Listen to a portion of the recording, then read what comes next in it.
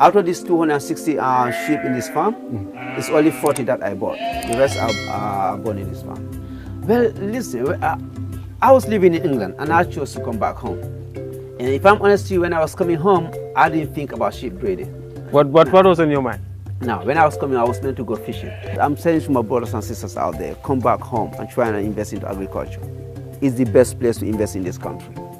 Trust me. We have the land, we have the water, you know, we have the climate is good. Everything is good in this country.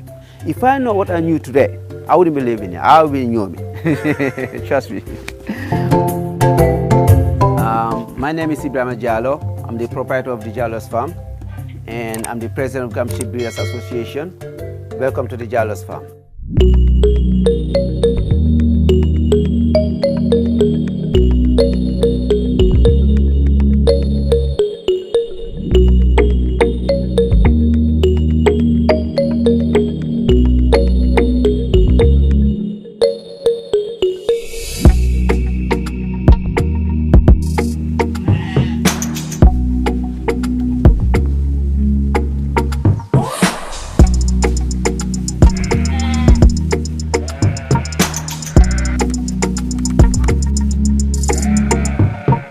Yeah, like I said earlier, I'm the proprietor of Djallows Farm, and the Djallows Farm, we are into farming. Okay. Mainly sheep breeding, and we do sheep breeding and fattening. Okay. We're trying to crossbreed our own breed here, so that's what we started for the past 6 years. Okay. Yeah, so we try to do. So I'll introduce you to the farm. Okay. We have about 260 sheep in total. That's the rams, the ewes, and the lambs. They're all about 260. Okay, you have different breeds there. Yeah, we have different breeds. We have we have the Tulabi, we have the Pol, we have the Asawad, you know, we have the mixed Asawad, the Ladums, you know, we have them all here.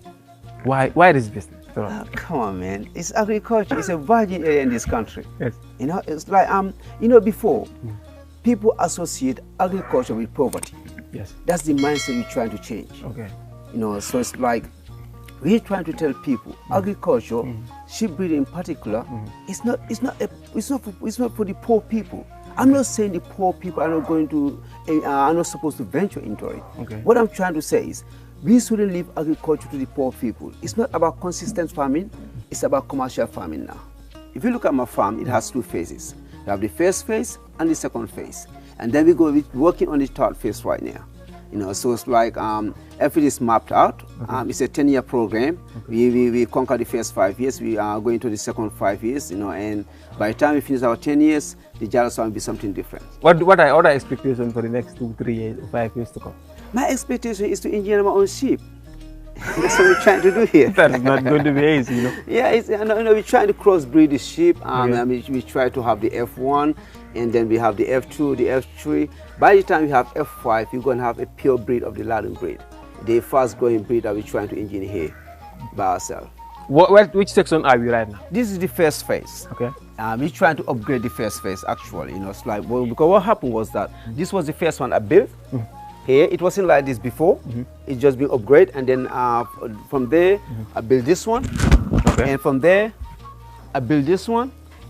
And then I broke the fence and went to the phase 2. Okay, I said it's a different place. Yeah. You just adjusted it. Yeah. Okay. But now what I did, like the first structure I did, I'm upgrading it. Okay. Yeah, I'm trying to upgrade it because I'm trying to start some programs into sheep breeding, you know, like Master Shepherd and all those stuff. That's what I'm trying to do right now. You know, I'm working on the modules of it, you know, with some of the professional vets and stuff, you know. That's what I'm trying to work on right now. Okay, so how do you separate them? Because I think yeah, well, here, the sheep is put in a box. Okay. Based on the whether it's male or female, the age of gestation and the age as well. So like here, these are my crossbreeds. Okay. You know, they're 11 months old, and they are in their last month of gestation. You see, these ones are F2s. Which one? These small ones, they are F2. This second F2 means it's the second generation. Okay, it's the second generation. It's the second generation. So the first generation is a crossbreed of Ladum with half Asawad, and they give me like 50% of Ladum, and it's this one. Okay. And then I crossbreed them with another Ladum, and then they give me that one. That's the F2. That's what I'm trying to do. By the time I have F5, You know, it's like by the time I have F5, we'll be having ladums. Okay. So here, these ones, they already they've been mated and how to call it, they are in their 3 months of gestation. Okay. So when they go to 4 months of gestation, these are F1s as well. F1, okay. They go to the next box. Okay, they go to the next box. To the next box. Okay. Because when they have 4 months of gestation, the gestation period of sheep is 45 days, 150 days. 140, okay. So when they go to their 4th month, we give them extra feeding. That's why we take them to into a separate box. Okay. And here, this box here, okay, is my crossbreed. Okay. And they are 7 months old. 7 months? Yeah. You know, normally I used to breed them when they are they are 9 months old. Okay. But I heard from one of my mentors, Abu Khan. Okay. He said they can be bred at 7 months. Okay. This is my first batch to try that one. Okay. You know, these are they're 7 months old. Okay. Yeah. Because the first 3 months of gestation is like the fetus is very small, so it doesn't affect them. Oh, doesn't affect them. So okay. It's the last 2 months of gestation that they need the extra energy and other stuff in it. Okay. You know. And this one here, okay, they are the ladu. Okay. They are the ladu females. Okay, they are the females. Yeah, these are the female ones. Okay. Because how many females do you have?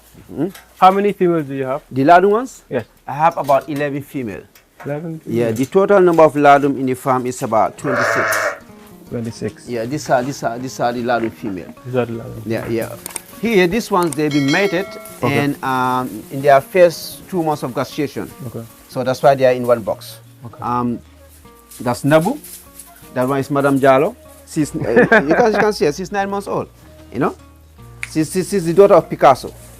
You know, she's 9 months old. You know. Okay, after you name them, of course. Yeah. This one, I named this one after my wife. You know? Okay. And there's a Khadija. I named her after my daughter. Okay. Khadija. Okay. You know. Yeah. So they all got name. You know. Okay. They all have this one is Fairy. That one is Bara. You know. So because when we brought her at the fair, it's like everybody likes her. You know. Likes her. Okay. So you name her after the fair. After the fair. You know. Okay. So I think I should just say Kunta Kinte instead. Kunta Kinte, yes. Yeah. Okay. And here, these are the ones with how to call it, with lambs. And what happened? This one and that one, we win their lamb yesterday. Okay. You know, we win them yesterday. And this one is 1 month, 2 weeks old. Which one? This one. 1 month? 2 weeks old. But it's already big, you know. Yeah, I know. He's 6 weeks old. You know, he's 6 weeks old. You know. 6 weeks. Okay. Yeah. You know, that's his mom. You know. Okay. It's 6 weeks old. Okay. This one is Mariam. That one is Kiddy. That one is Access One. And that one is Muhammad Ali. Muhammad Ali is the small one. Yeah. It's Muhammad Ali. You know? Okay. Yeah. You know? Muhammad Ali. Yeah. He's Muhammad Ali. You know. Muhammad Ali. Yeah. He's 6 months old. 6 months. Yeah. And sorry, 6 weeks. 6 weeks. Yes, he's 6 weeks old. Yeah. Okay, she. He. It's he. Yeah. That's what I call name after Muhammad Ali. Muhammad Ali is he. Okay. He came like a boxer when he was born. Okay. Yeah. So we go down. We go to the second phase.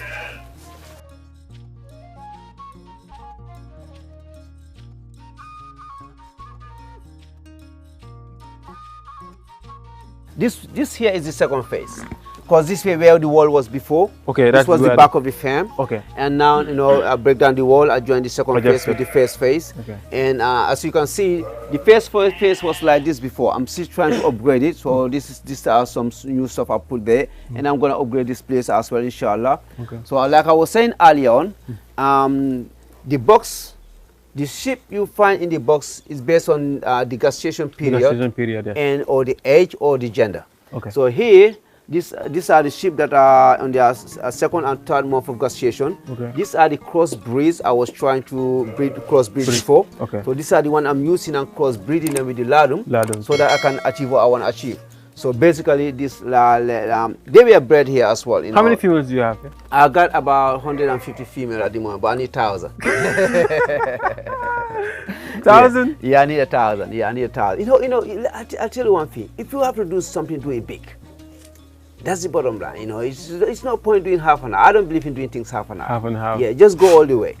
You know, you go all the way. You know, it's like when you do things, aim high. Aim high. Yeah. That's my philosophy. Whatever I do, I try to be the best in it. I try to aim as high as possible. Here, these ones are the female ones. They're 5 months old, going to 6. They're 5 going to 6. Okay. And like when I win my lamb at 3 months. Okay. So when I win them at 4 months, I separate them. Separate the male from the female. And then I bring in here the female ones, and these are the male ones. They're 5 months going to 6, and this one are 5 months going to 6. These are the lambs that I win in my last batch. And here, these are the ones that have twins. Okay. Because when they use have twins. Okay. We give them more feeding. Okay, more feeding. That's why you separate them from the other ones. Separate them, yeah. So I separate them from here. This box here is the one in the last month. This box here is one in the last month of gestation. Okay. Yeah, like I said, these ones here are the mixed breed of Asawat, crossbreed by the Ladum. You can see the offspring. They're 1 week, some are 3 days old. You know, you can see how big they're coming up. So they make it's making a difference in it. Okay. Yeah. So this one is luckily like it's only one that doesn't have a twin here. Okay. So when they're a bit stronger, then we move them to this box. But here is the lambing pen. Okay. So for those who for the one on their last month of gestation, you know, that one is leopard white. The leopard family is the have more leopard family in this one than any other family. Okay. That's the leopard family. Leopard white. Yeah, that's leopard white. Yeah. Normally they bring twins and how to call it? Their offspring always bring twins. Twins, okay. Yeah. So these are the ones I win. They are 3 months old. Okay. Yeah, these ones are 3 months old. They just been win day before yesterday. Okay. So they're 3 months old. So when they are 4, we separate the male and the female. And separate them apart. That's the time we take them to that box. That other box over there. Yeah. Okay. But for now we leave them together for 1 month. Because we don't want to separate them, you know. For 1 month, then because they used to being together. Okay. So we leave them here for 1 month. After 1 month, you know, when they are 4 months, we separate the male from the female. Okay. Yeah. So here, like I was saying earlier, when they lamb and they got twins, they come to this box. Okay. If they got singles, we take them to this box. So this one is for the one that have single. You know, so when they have single, we bring them to this box. When they have twins, we take them to that box. Yeah, because the twins have a bit more feed than the one with single. And the one with single has a bit more feed than the one that is in the first and second month of gestation. Okay. You know, and the one on the 4th month of gestation also have the same feeding as the one with singles. You have to understand some of these things. If not, these things are a bit complicated for other people. Yeah, you know the things, when you're doing this, it becomes, you get used to it. You get used to it.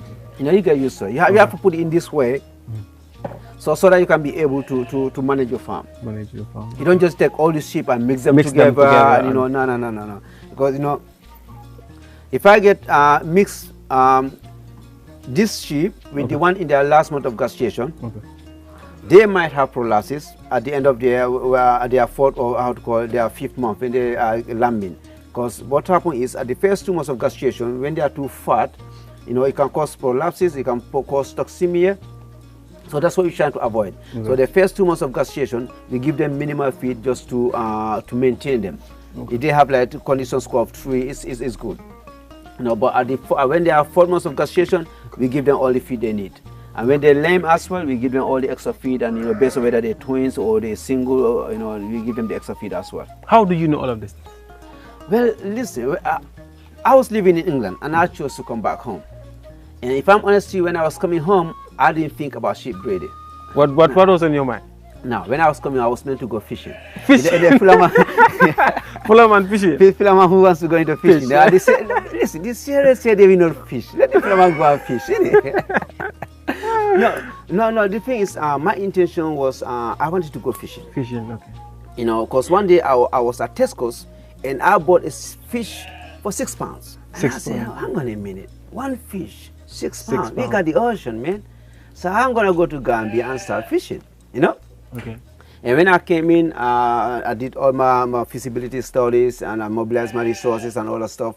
I came in, but when I came, the people who are supposed to build the canoe for me is where the problem came in. It's like, it's today, it's tomorrow, you know, it's like stories today, and I got discouraged about the fishing. And then I started hearing so many stories about the fishermen, how they're gonna they go into the sea and do other stuff and come in, and you know, so I just got discouraged anyway. So I thought about other things, and I started selling cement and all those things, you know. So one day I went to the Lumo, you know, I went to buy some ram, you know, for Tobaski. Normally I buy like 4 or 5 rams a year. Okay. And I was having $5,000 and I couldn't have a ram. So I said to myself, which year was that? It's about 6 years now, you know. 6 years ago. I said to myself, hang on a minute, this is not right. I got my own house, I got my own compound. Why should I be buying ram every year?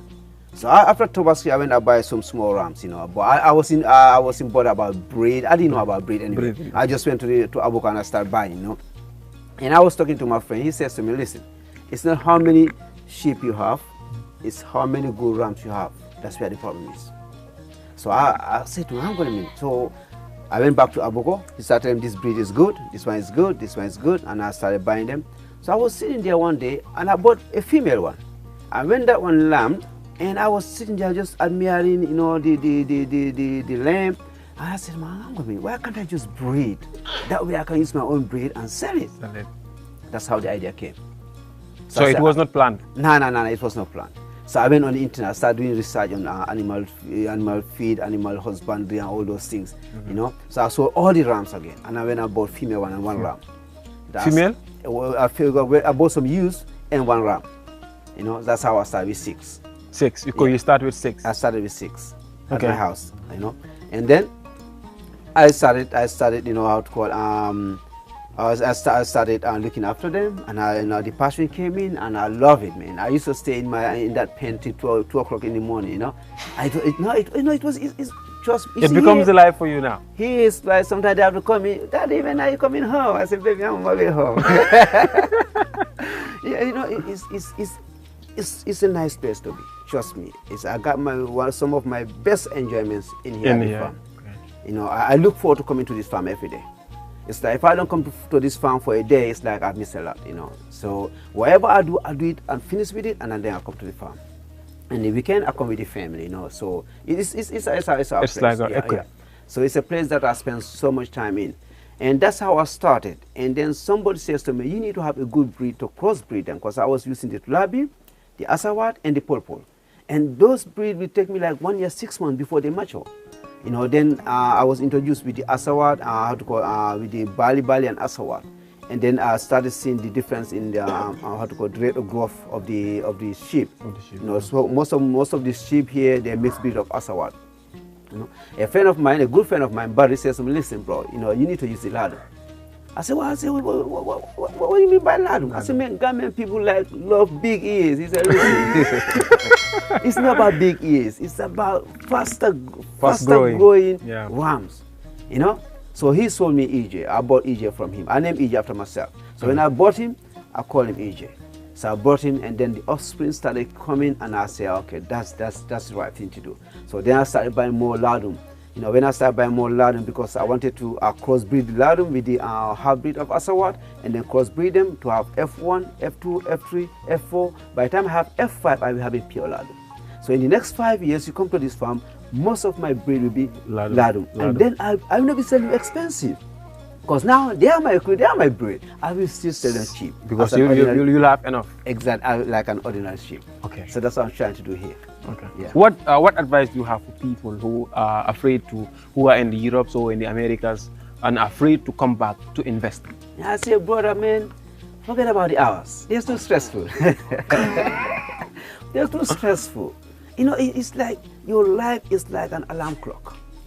Everything you do is an alarm clock. You see, when I came new, and my friends called me, I said, EJ, man, how to call? What about Gambia? I said, man, Gambia has no alarm clock. So you have to set the alarm to when you go to bed. Okay. You know, you get so tired, my brother. You know, it's like without alarm clock, you might, you know, go to work late. And, you know, they don't understand like Gambia, you know. If you keep coming to work late, they're going to fire you. So it's like, better you come back home. Exactly. So with me, what I'm saying to people, I'm not saying don't stay abroad. I'm saying come home and invest. You see, in agriculture here, agriculture is a virgin area in this country.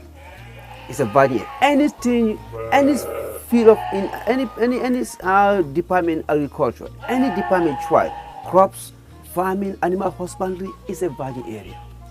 You can invest in, and the amount of money you invest in agriculture compared to other businesses is minimal. I'm not saying it's cheap to invest in agriculture. It's not. But compared to other businesses, definitely it's minimal. The returns are better.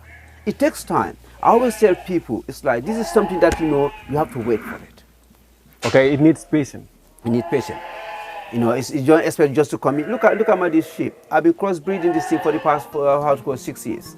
You know, I made my mistakes with different breed and all that stuff, but I'm on the right track right now. But you need patience. Out of these 260 sheep in this farm, it's only 40 that I bought. The rest are born in this farm. No, out of the 260 in 260, here, yes. it's only 40 that are not born in this farm. There are 40 that are not born in this farm. In fact, the rest they are all born here. They are all lamb in this farm. You know? So what I'm trying to tell you, you know, it takes time. It takes time. It takes time. It is patience. Yeah, like I'm saying, my next goal is to have F5. That's a 5-year project. You know, but by the time I have F5, you cannot just come and have F5. You have to follow the line, follow the queue. So that I'm saying to my brothers and sisters out there, come back home and try and invest into agriculture. It's the best place to invest in this country. Trust me. We have the land, we have the water, you know, you have the climate is good. Everything is good in this country. You know, and you can go anywhere in this country and establish yourself without a problem. If I know what I knew today, I wouldn't be living here. I would be in Nyomi. Trust me.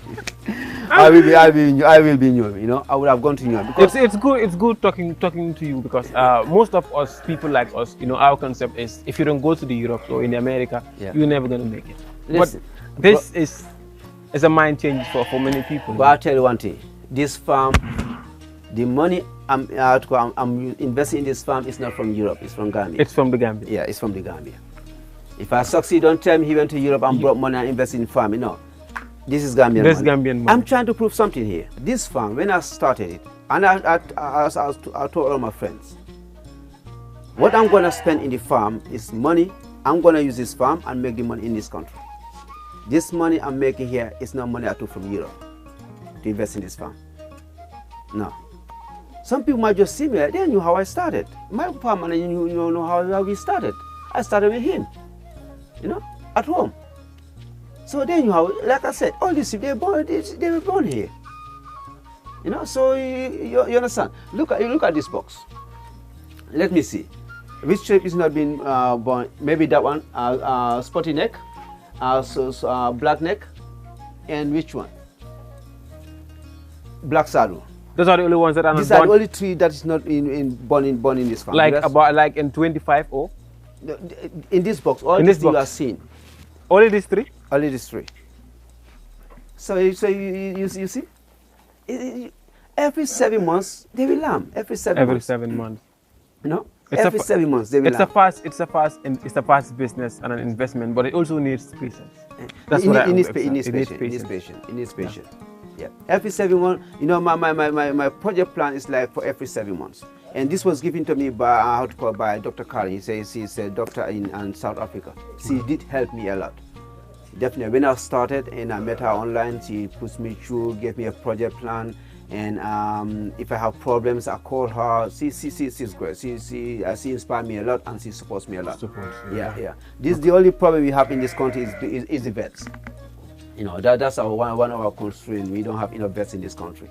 In the Department of Livestock, we got only 2 trained vets. That's the director and the deputy director. And you know, the admin. So we don't blame them if they don't come out. You know? Yeah, so we don't blame them. Might not be there. Yeah, but definitely they try their level best to support us. You know, Dr. C said, if I call him 2 o'clock in the morning, he'll pick my call. What kind of help do you need? Well, I want the government to invest in training vets. I want to invest in it. You know, you don't expect to say we need to be food sufficiency when you're not doing the thing you're supposed to be doing. Here, I'm the vet. 95% of the health issue in here, I'm the one who solved it. Because of your experience and your research. My research and all that stuff. It shouldn't be like that. You know, the 5% I got vets from Senegal and Dr. Cisse. You know? So right now, can you imagine, if I have to call a vet, there's no one I can call. If I call Cisse, he's up country. You know, he ain't gonna come from up country to come attend my. The other dog, he's the director. You don't expect the director to be in the farm every day. Come on, how will admin work? You understand? So I don't blame them. They're doing their uttermost best with the little resources they have. So I'm appealing to the government to strengthen them up. You know, definitely that's, if they want us to be investing more into these things, let them do their level best and bring us more vets. Because that's what discourages people. An ordinary man who wants to invest in it, he say, my province are vets. What do you think they're gonna do? You know, feeding is another concern, but with feeding, you can have a solution to it. You can farm. You can farm, yeah. Okay, you farm for the feeding. Exactly. You know, so you have a solution to it. You know, that one you can influence it a bit, but not everyone will have an opportunity to go on YouTube, meet good vets in the world there who are giving advices and helping. Not everyone will have those opportunities. How many staff do you have here? I got 8 staff, 4 full-time and 4 part-time. 4 full-time and 4 part-time. So you employed like 8 people. Already. Yeah. You know, we farm as well. Some are working in the farm and stuff in it. Okay. You know, so we do farm some grass and some groundnut and stuff. You know. Okay. Yeah. Thank you. Thank you for having me. Okay, you're welcome.